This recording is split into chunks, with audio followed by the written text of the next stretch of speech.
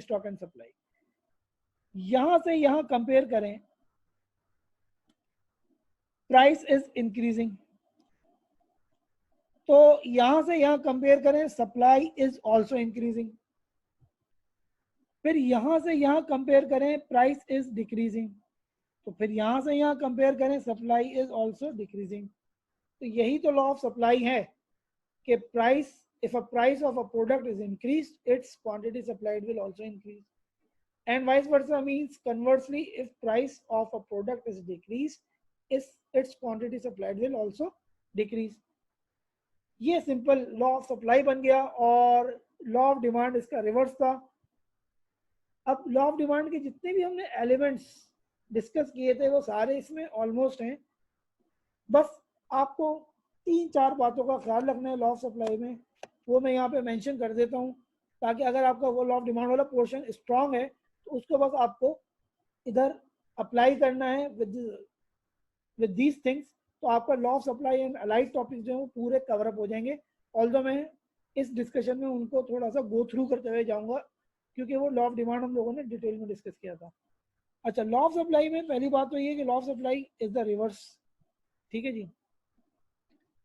अब आप एक काम करें, अगर आपने लॉ ऑफ सप्लाई के कोई शेड्यूल वगैरह बनाए हैं, तो सबसे पहले तो सप्लाई डिमांड को, जहाँ जहाँ हमने डिमांड पढ़ा उसको रिप्लेस कर देंगे सप्लाई से, ठीक है जी। जहाँ जहाँ क्वांटिटी डिमांड पढ़ा वहाँ हम रिप्लेस कर देंगे क्वांटिटी सप्लाई। फिर जहाँ जहाँ हमने कंज्यूमर पढ़ा वहाँ हम रिप्लेस कर देंगे supplier. And the last thing is that के शेड्यूल जितने भी हमने बनाए थे लॉ ऑफ डिमांड वगैरह के, तो अगर आप सप्लाई का इस्टेब्लिश कर सकें तो दैट इज़ डिफरेंट, लेकिन आप इस तरह करें कि आप प्राइस का जो कॉलम था उसको आप कर दें reverse.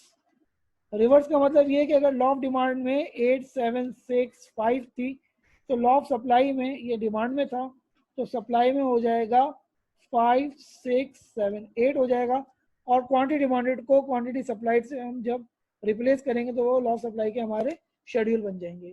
So that was the key replacements in the supply topic. बाकी लॉ ऑफ सप्लाई हमने ऊपर देख लिया, अब इसको हम थोड़ा सा गो थ्रू कर लेते हैं। अच्छा जी, अब देखें लॉ ऑफ सप्लाई को जरा नैरेटिव फॉर्म में देख लेते हैं। लॉ ऑफ सप्लाई क्या कहता है? लॉ ऑफ सप्लाई यही कह रहा है कि देखें, price of a good rises, price of a good rise ऊपर हमने डिस्कस किया, प्राइस बढ़ेगी तो सप्लाई भी बढ़ेगी, supply of the goods extend, extend का मतलब इंक्रीज। इसी तरह supply of price of a good falls, तो supply of a good contract, contract means decrease. और ये सेटेरिस पेरिबस वही हैं other factors. Other factors means जिस तरह लॉ ऑफ डिमांड में था कि डिमांड जो प्राइस के अलावा भी अप डाउन हो रही थी, तो इसी तरह सप्लाई भी प्राइस के अलावा कुछ ऐसे फैक्टर्स होंगे जिसकी वजह से अप डाउन होगी, तो वो अभी हमें देखना है। इसके बाद लॉ ऑफ सप्लाई का, जिस तरह डिमांड का शेड्यूल और ग्राफ था, इसी तरह लॉ ऑफ सप्लाई का भी शेड्यूल एंड ग्राफ आ गया हमारे पास। ग्राफ में देखें 10 डिमांड 10 प्राइस पे सप्लाई जो थी वो 50, प्राइस बढ़ गई सप्लाई भी बढ़ गई। इसको जब हम प्लॉट करेंगे इस तरह सप्लाई कर्व को, तो सप्लाई का कर्व इस तरह बनेगा, और इसको कहा जाएगा, जिस तरह वो डिमांड कर्व इस तरह था और इसको हमने कहा था demand curve and negative slope, तो इसको कहेंगे it is a supply curve. And supply curve के कैरेक्टरिस्टिक्स ये हैं कि it has a positive slope. Positive slope means that is moving upwards. बिल्कुल इसका रिवर्स हो गया लॉ ऑफ डिमांड का, और इसकी कुछ नीचे एक्सप्लेनेशन आ गई जिस तरह के लॉ ऑफ डिमांड में हमने की थी। अच्छा जी, अब अगर बात की जाए अदर फैक्टर्स की, other factors means assumptions, exceptions, जिस पे अदर फैक्टर्स शैल रिमेन कांस्टेंट, और या यूँ कह लें कि फैक्टर्स अदर देन प्राइस जिसकी वजह से हमारी सप्लाई इफेक्ट होती है, इधर इंक्रीज और डिक्रीज। अच्छा जी, इन अदर फैक्टर्स को समझने के लिए सबसे पहले तो आप ये वाला पॉइंट देखें, दैट इज नंबर 5। पहले हम डिस्कस कर रहे हैं state of technology. Simple words में ये है कि टेक्नोलॉजी अगर आपकी चेंज हो गई, बढ़ गई, अच्छी हो गई, तो आपकी एफिशिएंसी, प्रोडक्टिव कैपेसिटी भी बढ़ जाएगी। जब प्रोडक्टिव कैपेसिटी इंक्रीज हो जाएगी तो आपकी नंबर ऑफ प्रोडक्शन यूनिट्स बढ़ जाएंगे, number of units of production बढ़ जाएंगे तो आप मार्केट में ज़्यादा सेल कर सकते हो, ज़्यादा सप्लाई कर सकते हो, जबकि ऑलमोस्ट प्राइसेस उनकी उस प्रोडक्ट की उतनी होंगी।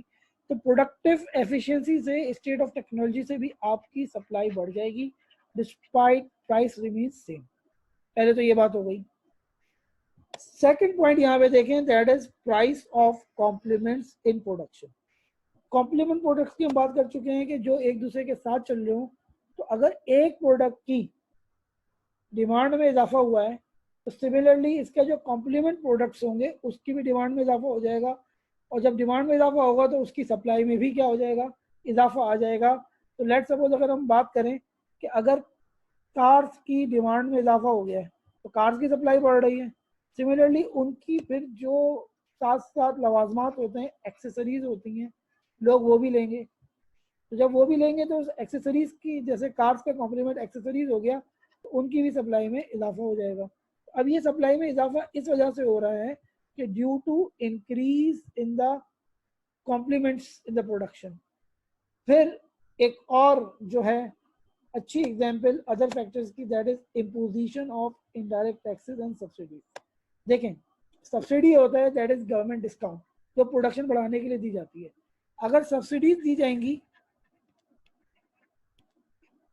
तो as a result of that subsidy की वजह से प्रोडक्शन बढ़ जाएगी। प्रोडक्शन बढ़ जाएगी तो प्रोडक्शन बढ़ने की वजह से हमारी क्या हो जाएगी, सप्लाई भी बढ़ जाएगी, जबकि मार्केट में उस प्रोडक्ट की प्राइस सेम रहती है। तो these are the examples of other factors that affect the supply in the market. अच्छा जी, अब आए नंबर 1 पे, that is cost of resources use.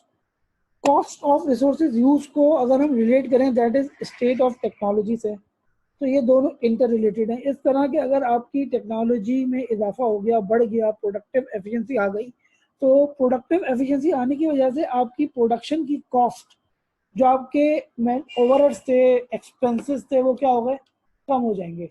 That is आपकी प्रोडक्शन एफिशिएंसी बढ़ जाएगी, जबकि रिलेटेड एक्सपेंसेस क्या हो जाएंगे, कम हो जाएंगे।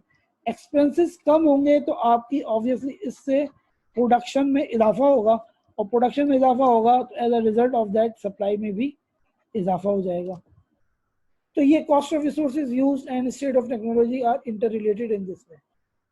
फिर जरा ये वाला पॉइंट देखें, law and order situation. Law and order situation mean supply जो है वो हमारी हालात पे भी डिपेंड करती है। अब देखें, अगर लॉकडाउन की एग्जांपल लें तो लॉकडाउन में हालात थोड़े से अच्छे नहीं हैं, इसकी वजह से थोड़ी सी सप्लाई में रिस्ट्रिक्शन आ गई है, सप्लाई कम हो गई है। सप्लाई तो कम हो गई है, लेकिन अगर हम ब्रेड की और जो डेली एसेंशियल्स हैं, बिस्किट्स वगैरह हैं, वो देखें, उसकी प्राइस तो कम नहीं हुई, प्राइस तो उनकी वही है, लेकिन सप्लाई में कमी किस वजह से आ रही है, that is due to law and order situation, हालात की वजह से आ रही है। तो कभी स्ट्राइक एंड लॉकआउट की वजह से भी सप्लाई में इफेक्ट आ सकता है। तो इन शॉर्ट, जितने भी प्राइस के अलावा जो फैक्टर्स अफेक्ट कर रहे हैं वो सब अदर फैक्टर्स में आ जाएंगे, अजम्पशंस में आ जाएंगे, एक्सेप्शंस में आ जाएंगे। जैसे एक और आ सकता है इसमें, लेट सपोज मैं इसमें ऐड कर देता हूं कि भाई जो क्रॉप्स की जो सप्लाई है वो कम हो गई है, रिड्यूस हो गई है। क्यों हो गई है? Due to pest attacks. Pest attacks की वजह से सप्लाई कम हो गई है। अब सप्लाई कम होने का रीजन क्या है? प्राइस तो नहीं है ना कि प्राइस कम हो गई तो लोगों ने माल रोक दिया कि बाद में मुनाफा कमाएंगे, अभी रोक दो, नहीं।